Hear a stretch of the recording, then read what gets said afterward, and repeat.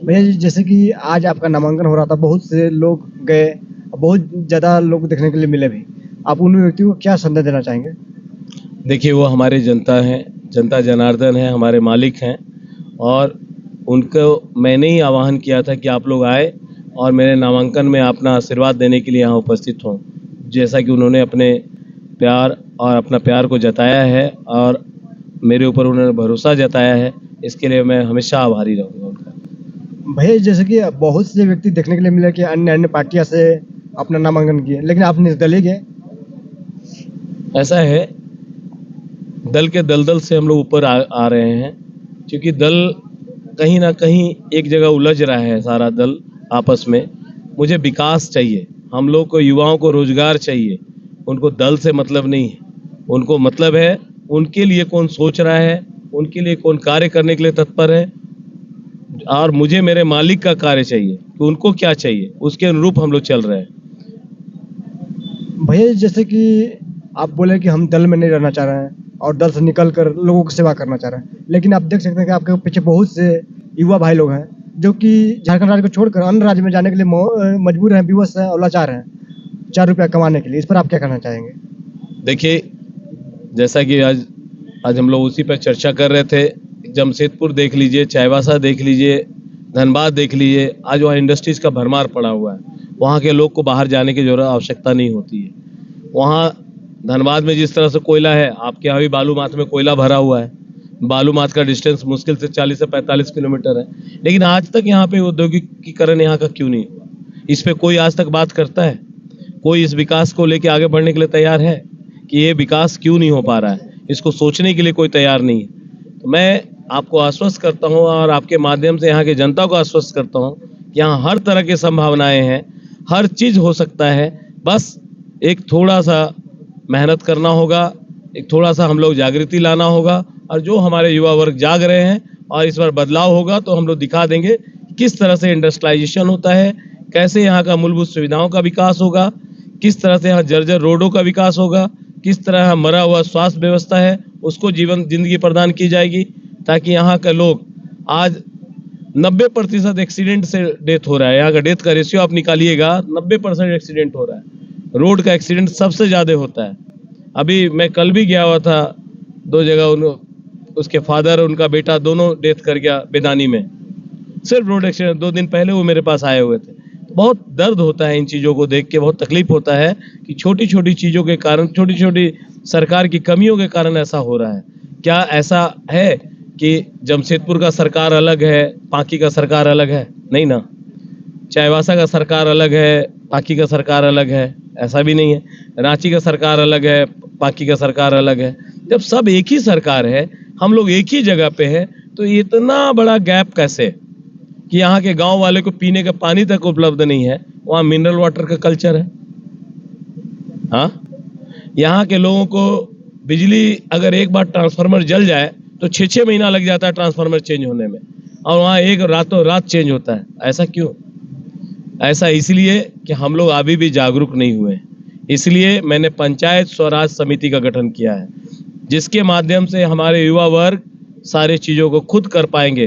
3-3 मंत्री होगा उसमें, हमारा सारा पंचायत एक कैबिनेट के रूप में गवर्न होगा, जिसका हमने आधारशिला रख दिया है, और यही समाज में बदलाव लाके दिखाएगा और सारा चीज बदलेगा यहाँ पे। भैया जी, शिक्षा जैसे यहाँ पे सही मायने में अगर कहा जाए तो अच्छी नहीं है, पूरी लचर है। इस पर आप क्या कहना चाहेंगे? सबसे पहले तो शिक्षा की व्यवस्था रातों रात ठीक होने वाली व्यवस्था नहीं है। शिक्षा की व्यवस्था को ठीक करने के लिए बहुत सारे चीज़ों को परिवर्तन करना होगा, और मैं प्रयास करूंगा कि शिक्षा की व्यवस्था में कुछ जो परिवर्तन ला सका, मैं प्रयास करूंगा उसमें। शिक्षा की व्यवस्था सही में अच्छी नहीं है, इसलिए मैंने बताया अभी अभी कि हम लोग इंग्लिश को भी प्राथमिकता उतनी ही देंगे जितना हिंदी को देते हैं, ताकि हम लोग ग्लोबलाइज्ड हो सके, अंतर्राष्ट्रीयकरण हो सके हमारे युवाओं को। अभी हमारे युवा जहाँ 2 आदमी इंग्लिश बोलने लगता है तो थोड़ा बैक हो जाते हैं, वो नहीं होना होगा। क्या भैया जी, जो अभी वो आपके साथ हैं और जो नामांकन में गए हैं, क्या आए आपको उम्मीद है कि ये आपको बहुमूल्य वोट देंगे? ऐसा है कि जितने भी युवा वर्ग आए हैं, वो ऐसा नहीं है कि मैं उनको उठा के लाया हूँ। सारे लोग को के साथ हमने एक कमेटी बना रखा है, पंचायत स्वराज समिति, सारे उसके सदस्यगण हैं, सारे वो लोग आए हैं। जो हमारा एक टीम है वो टीम वर्क में यहाँ काम हो रहा है। ये कोई भाड़ा वाला ही नहीं है कि 200 रुपया व्यक्ति यहाँ पेमेंट किया जा रहा है। क्या भाई लोग, सब लोग यहीं बैठे हैं। भैया जी, एक सवाल आपसे और है जो कि कृषि कार्य से संबंधित है। कृषि कार्य की अगर सही मायने में कहा जाए कि पानी अगर मिल पाता कृषि कार्य करने हेतु, तो लोग यहाँ पर ही कृषि कार्य करते और इसका भरपूर फायदा भी लेते, और जो अन्य राज्यों में पलायन कर रहे हैं वो पलायन रुक सकता था। तो इस पर आप क्या कहना चाहेंगे?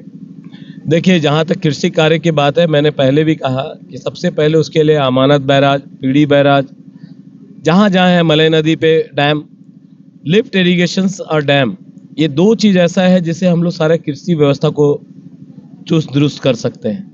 इसके लिए बहुत ज़्यादा धन की भी आवश्यकता नहीं है, लेकिन क्या है, इसके लिए विजन की आवश्यकता है, सोच की आवश्यकता है, दूरदर्शिता की आवश्यकता है, जो आज तक इन प्रतिनिधियों के बीच में नहीं रहा। आज मैंने अमानत बैराज का बात उठाया, अभी सभी प्रतिनिधि वही बात को उठा रहे हैं। इतने दिन कोई उठा नहीं पाए थे, लेकिन अब अमानत बैराज के लिए सारा चीज़ मैंने वर्कआउट कर लिया है, उसके दिशा उसके ये में अगर मुझे सर ये लोग, हमारी जनता, हमारा युवा वर्ग सब मौका मेरे लिए निकालता है, तो मैं आपको आश्वस्त करता हूँ 1 साल के अंदर अंदर अमानत बैराज को मैं चालू करवा दूंगा।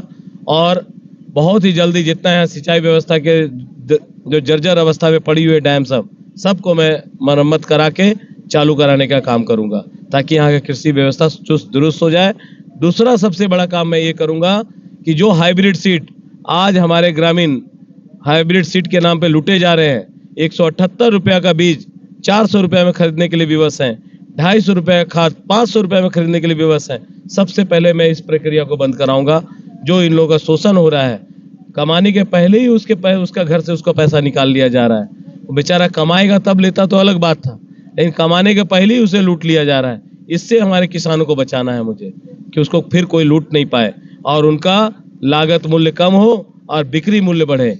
बिक्री मूल्य बढ़ाने के लिए मैंने बोला कि इंडस्ट्रियलाइजेशन के लिए हम लोग जाएंगे आगे और इंडस्ट्रीज यहाँ लगवाएंगे, ताकि इसका बिक्री मूल्य भी बढ़ सके। जिसके लिए मैंने इथेनॉल का इंडस्ट्रीज के लिए मैंने बोला था कि इथेनॉल का इंडस्ट्रीज का यहाँ पे लाने का हम लोग काम करेंगे, ताकि इथेनॉल में चावल से इथेनॉल बनता है, पेट्रोल बनता है, वो इंडस्ट्री आने के लिए तैयार है।